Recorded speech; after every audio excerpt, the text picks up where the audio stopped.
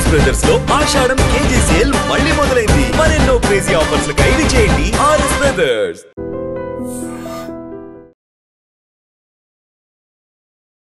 Welcome to I dream think again. నేను Udayasri.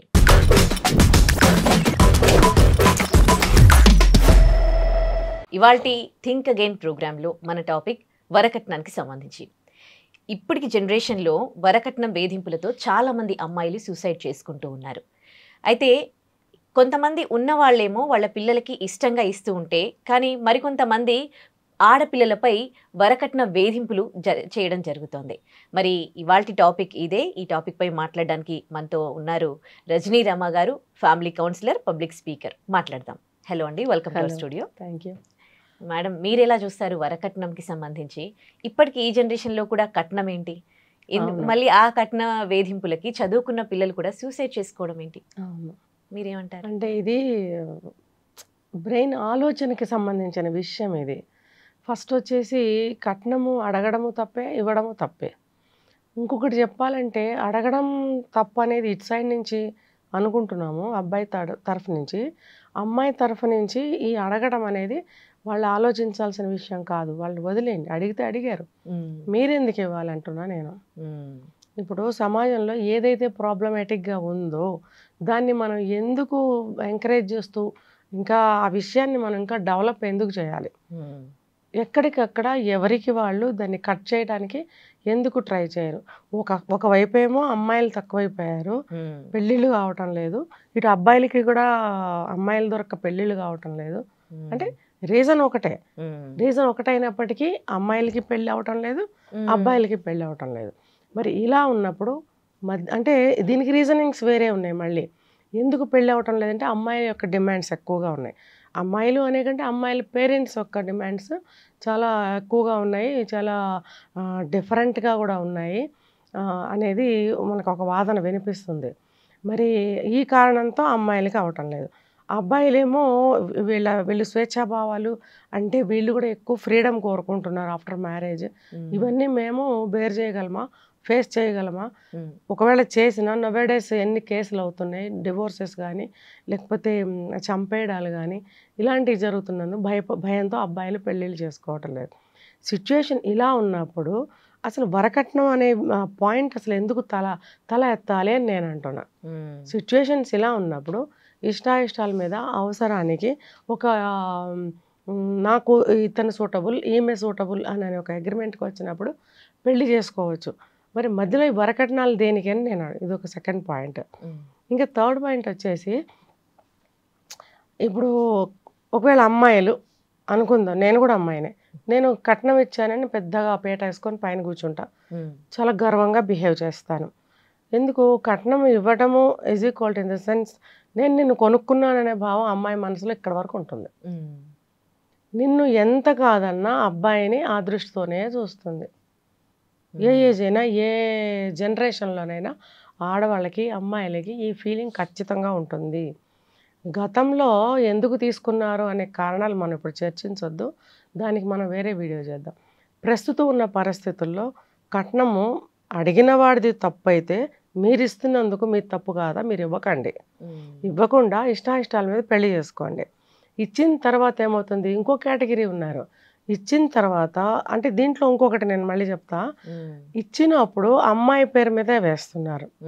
Land ఉంటే అమ్మాయికి ఇస్తున్నాము, లేకపోతే ఒక 50 తులాలు ఎంతో బంగారం పెడుతున్నాము, ఇదంతా అమ్మాయికే ఇస్తున్నారు కదా.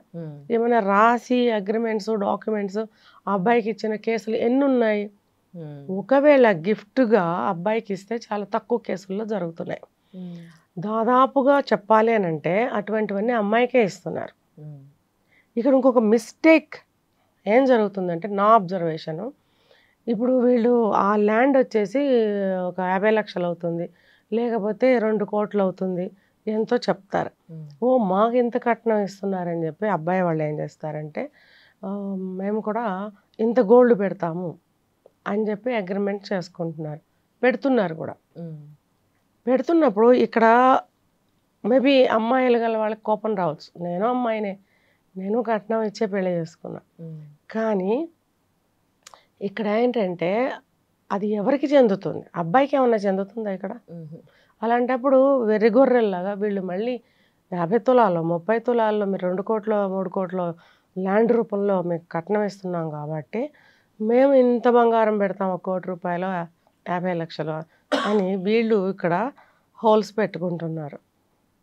ఈ పాయింట్ ఎవరన్నా ఆలోచించారా? ఇప్పుడు పెళ్ళిళ్ళు అవ్వటం లేదురా నాయన అంటుంటే ఈ మేడం గారు కూర్చొని ఇంకా ఎలాంటివి చెప్తున్నారా అని అనుకోవద్దు. అంటే ఏ పని చేసినా కాస్త ఆలోచించండి, థింక్ అగైన్. మీరు ఇక్కడ కట్నం ఇస్తున్నారని మీకు చెడ్డ పేరు వచ్చింది ఓ పక్కన, అది అది చెడ్డ మీకే పేరుగా భావిస్తారండి అసలు ఇప్పుడు ఎవరైనా? ఆహా, ఎందుకంటే లేదు, మా వస్తుందిగా. పిల్లలకి ఇష్టంగా మేము ఇచ్చుకుంటున్నాము. పెళ్ళైనాక ఇంటి నుంచి వెళ్ళిపోయినప్పుడు కొడుకుకేమో ఇల్లు అవన్నీ ఇస్తారు, పాపకి ఇప్పుడు పెళ్లి చేసి పంపిస్తూ ఉంటే తను ఎక్కడైనా ఫంక్షన్స్కి వెళ్తే వేసుకోవడానికి బంగారం, నేను జ్యువెలరీ గురించి మాట్లాడటం లేదు. గోల్డ్, అది కూడా ఇప్పుడు కట్నం కిందికే వస్తుంది కదా, వస్తుంది. గోల్డ్, కొంచెం డబ్బు, ఆ, లేకపోతే వాళ్ళకి కావాల్సిన అంటే- థింగ్స్ ఏమన్నా ఉంటే అట్లా ఇస్తూ ఉన్నారు కదా. ఆ, అసలు ఇప్పుడు కట్నం లేకుండా చేసుకునే వాళ్ళు ఉన్నారా అసలు? ఉన్నారు. మీరు ఇవ్వమని అంటున్నారు, పెళ్లి చేయమని అంటున్నారు. అంటే లవ్ మ్యారేజెస్లో ఎక్కువ కట్నాలు ఉండటం లేదు, కానీ రెండు వైపులా సమానంగా ఖర్చులు పెట్టి పెళ్ళిళ్ళు చేసుకుంటున్నారు. అంటే ఆ అమ్మాయికి ఓ 10 లక్షలు అయితే ఆ అబ్బాయికి ఇంకా ఎక్కువే అవుతుంది.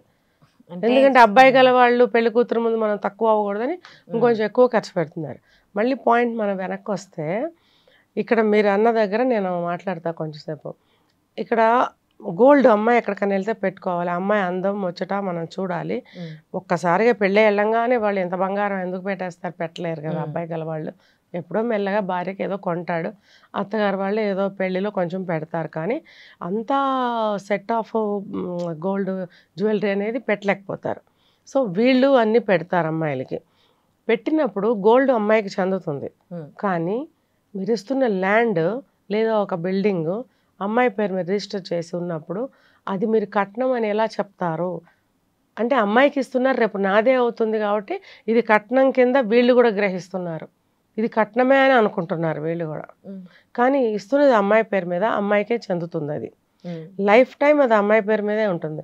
అబ్బాయి తీసుకున్న కట్నం ఏముందండి? మధ్యలో ఏదైనా చిన్న చిన్న వ్యవహారాలకి ఏదైనా చిన్న చిన్న డబ్బు అమౌంట్లో వాడుకుంటారు అటు ఇటు. అది నేను చెప్పాను ఇప్పుడే, ఈక్వల్గానే ఉంటుంది అది ఆ ఖర్చు. అప్పుడు అమ్మాయి వాళ్ళు ఎంత ఇచ్చాం అంత ఇచ్చామని అనుకోవాల్సిన అవసరం కూడా లేదు.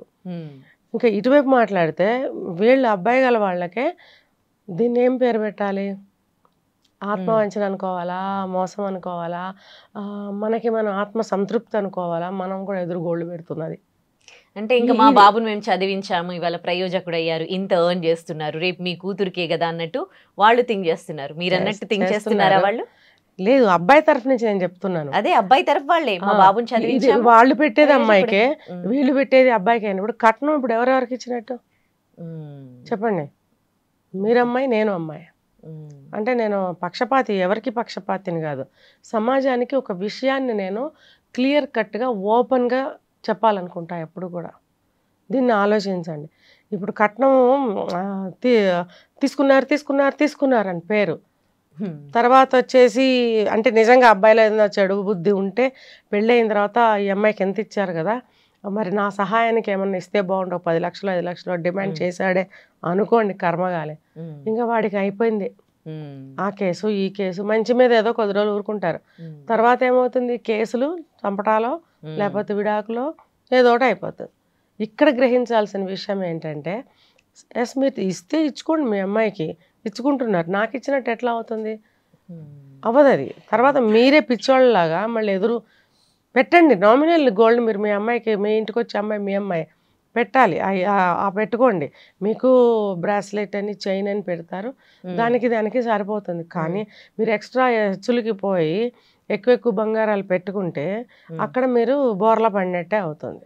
మీరు ఆలోచించండి, ఎంత పెట్టాలి, ఏ కారణంగా పెట్టాలి. ఇప్పుడు కట్నాలు మా చేతికి ఇవ్వట్లేదు, రేపొద్దున్న ఏదైనా అయితే కట్నం తీసుకున్నారని వేధింపులు సాధింపులు చేశారని కేసులు గొడవలు అవుతున్నాయి.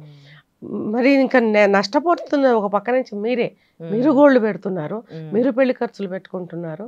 అంటే కొన్ని కేసుల్లో అరేంజ్డ్ మ్యారేజెస్లో పెళ్లి ఖర్చులని ఇస్తారు, నవ్వేడేస్ ఇస్తున్నారంటే నేను నమ్మను. ఇస్తున్నారు, చాలా రేర్ అయి ఉండొచ్చు, నేను ఎక్కడ వినటం లేదు ఇది. సో ఇచ్చారు అని అంటే ఓకే, కానీ నేను చెప్పేది ఏంటంటే అబ్బాయిల తల్లిదండ్రులు ఆ పెళ్లి ఖర్చులు కూడా మీరు తీసుకోకండి. వాళ్ళు మీ అబ్బాయికి బ్రాస్లెట్, చైనో, రింగో ఏదో పెడతారు, పెళ్లి బట్టలు ఏవో పెడతారు, మీరు పెట్టండి. పెళ్లి ఖర్చులు సమానంగానే అవుతున్నాయి, ఇంకా మీకే ఎక్కువ అవుతున్నాయి. కాబట్టి ఈ కట్న కానుకలు బంగారాలు తీసుకెళ్ళి మీరు పెట్టడం, వాళ్ళు కట్నాలు ఇచ్చామని చెప్పి అమ్మాయి పేరు మీద ఇవ్వటం, రేపొద్దున ఆనక గొడవలు అయితే మీరే కేసుల్లో ఇరుక్కోవడం, హత్యలు, ఆత్మహత్యలు, విడాకులు, ఫ్యామిలీ ఎంత డిస్టర్బ్ అవుతుందంటే మళ్ళీ ఆ లోటుని పూడ్చుకోలేకపోతున్నారు. ఆ బాధ అనే లోటుని, ఆ గాయం అనే లోటుని మాన్పుకోలేకపోతున్నారు వాళ్ళు. సో ఇది అందరూ కూడా మేల్కొనాలనే చెప్పాను. ఆ ఫీల్ అనేది పోవాలి. ఇప్పుడు అమ్మాయి పేరెంట్స్ అయినా అబ్బాయి పేరెంట్స్ అయినా కట్నం ఎందుకు తీసుకోవాలి, పెళ్లి చేసి ఇవ్వండి, మీకు నచ్చితే ఏమి అడగకుండా ఉండాలి. అసలు ఆ డేస్ వస్తాయన్న హోప్స్ కూడా ఐ డోంట్ థింక్ సో. అందుకే నేను ఈ టాపిక్ మీద చాలాసార్లు మాట్లాడాను. నేను ఈరోజు మళ్ళీ చెప్తాను. నేను అబ్బాయిలు మీరు కట్నం తీసుకోకండి. ఎందుకనంటే ఎందుకు తీసుకోవాలి? మీ జాబ్ మీకు ఉంటుంది. ఇప్పటి వరకు మీ పేరెంట్స్ మంచిగా బండి లాక్కొచ్చారు, మీరు ఒక స్టేజ్కి వచ్చి ఉంటారు. ఒక అమ్మాయి భార్య కావాలి, చక్కగా ఒక మంచి అమ్మాయిని చేసుకోండి. అలాగే అమ్మాయిలకు కూడా నేనేం చెప్తానంటే లక్షల లక్షల కట్నాలు, లేకపోతే శాలరీసు, తర్వాత ప్రాపర్టీసు, ఈ హై ఫైలో చూస్తున్నారు బాగా. ప్రతి ఒక్క అమ్మాయి అలాగే ఆలోచిస్తే ఇంక ఏ అమ్మాయికి పెళ్ళి అవుతుంది, ఏ అబ్బాయికి పెళ్ళి అవుతుంది? కొంతమందికి అవుతాయి, 10 మందికి అవుతాయేమో, లేకపోతే 1000 100 మంది అనుకో. అందరికీ అంతంత శాలరీస్, ప్రాపర్టీస్ ఉంటాయా? ఎన్నో బాధ్యతలు, కమిట్మెంట్స్, లోన్స్ ఏవేవో ఉంటుంటాయి అందరికీ. మీకు కొంత ఒక 1,00,000 రూపాయలు అంటే కూడా ఎక్కువే నెలకి. అమ్మాయి కూడా సంపాదించుకుంటుంది కాబట్టి మన ఇద్దరిది కలుపుకొని లైఫ్ని ముందుకు తీసుకెళ్దాం అనేటువంటి ఒక స్త్రీ మనస్తత్వంతో, ఒక న్యాయమైనటువంటి మనస్తత్వంతో, ఒక మన సంసారం ముందుకెళ్ళాలి అని ఒక మంచి ఆలోచనతో మీరు నిర్ణయించుకున్నట్టయితే అందరు అమ్మాయిలకి అబ్బాయిలకి పెళ్ళిళ్ళు అవుతాయి. ఈ కట్నాలు ఇవ్వద్దు, తీసుకోవద్దు. నేను చెప్పేది ఇదే. ఇచ్చినందుకు మీరు అనవసరంగా పొగరబోతులు అయిపోతారు అందరి దృష్టిలో, ఇచ్చిందని ఇలా మాట్లాడుతుంది అని. తీసుకున్నందుకు ఈ అబ్బాయి జీవితకాలం తల వంచుకొని బ్రతకాలి, నిందల పాలవుతూనే ఉండాలి. ఇద్దరిని నేను ఆలోచించుకోమని చెప్తున్నా. నీకు అబ్బాయి భర్త కావాలి, ఆమెకు అతనికేమో భార్య కావాలి. ఒక ఫ్యామిలీకి ఒక మంచి మెంబర్ మన ఇంటికి రావాలి, మన ఫ్యామిలీ బాండ్ బాగుండాలని పేరెంట్స్ ఆలోచించాలి. సో వీళ్ళందరూ ఇలా ఆలోచించినట్టయితే కట్నాలు గొడవే రాదు అసలు. దీనికి ఏ చట్టాలు ప్రత్యేకంగా రావు, ఏ గవర్నమెంట్ కూడా ప్రతి ఇంటికి వచ్చి చేయబట్టుకుని నడిపించదు. ఎవరికి వాళ్ళే మార్పు తెచ్చుకోవాలి. Exactly. Hope everyone think again. Thank you so much for your valuable suggestions. Thank you. నిజంగా ప్రస్తుతం ఉన్నటువంటి సమాజం దేనికి ప్రయారిటీ ఇస్తుంది? ఆర్థిక సంబంధాల చుట్టూ మాత్రమే తిరుగుతోంది. మళ్ళీ ఎన్నికలంగానే చాలా విరక్తి కలుగుతాం. మంచి అనిపిస్తుంది కదా, లేడీస్ కూడా ఛాలెంజింగ్ జాబ్స్ చేసినప్పుడు చాలా బాగుంటది. ట్రాఫిక్ అసిస్టెంట్స్ గా నియమించిన ట్రాన్స్జెండర్స్ అందరితో సాల్యూట్ చేయించుకుంటున్నారు. ఫుడ్ డెలివరీ ఇవ్వటానికి వెళ్ళినటువంటి డెలివరీ బాయ్ అనిల్ పై కళ్ళ ముందు పెళ్ళండి